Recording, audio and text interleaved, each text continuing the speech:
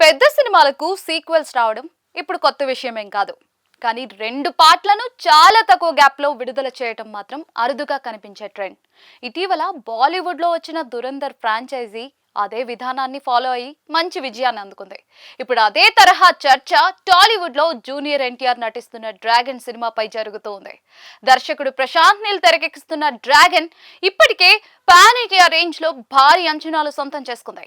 వచ్చే ఏడాది జూన్ 11న ప్రేక్షకుల ముందుకు రానుంది. అయితే ఇది కేవలం మొదటి భాగమేనని, రెండో భాగాన్ని కూడా అదే ఏడాది డిసెంబర్లో విడుదల చేసేలా మూవీ టీం సిద్ధం చేస్తోందన్న వార్తలు వినిపిస్తూ ఉన్నాయి. ఇదే ఇప్పుడు హాట్ టాపిక్ గా మారింది. అయితే దురంధర్ ఫ్రాంచైజీ మొదటి భాగం విడుదలైన కొద్ది నెలలకే రెండో భాగాన్ని ప్రేక్షకుల ముందుకు తీసుకొచ్చారు.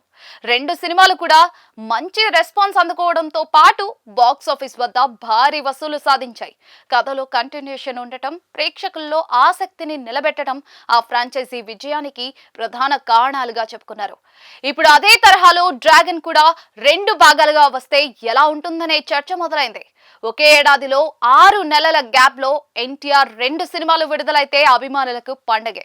ముఖ్యంగా ప్రశాంత్ నీల్ సినిమాలకు ఉండే భారీ scale, action elements, pan India market ను దృష్టిలో పెట్టుకుంటే ఆ ప్లాన్ ఆసక్తికరంగా కనిపిస్తోందని సినీ ప్రియులు అభిప్రాయపడుతూ ఉన్నారు. అయితే కేవలం రిలీజ్ ప్లాన్ ఒక్కటే విజయాన్ని నిర్ణయించదని కూడా సినీ ప్రియులు గుర్తు చేస్తూ ఉన్నారు. 2 భాగాల కథకు స్ట్రాంగ్ కంటెంట్ ఉండాలి. మొదటి భాగం ప్రేక్షకుల్లో రెండో భాగంపై ఆసక్తిని పెంచేలా ముగియాలి.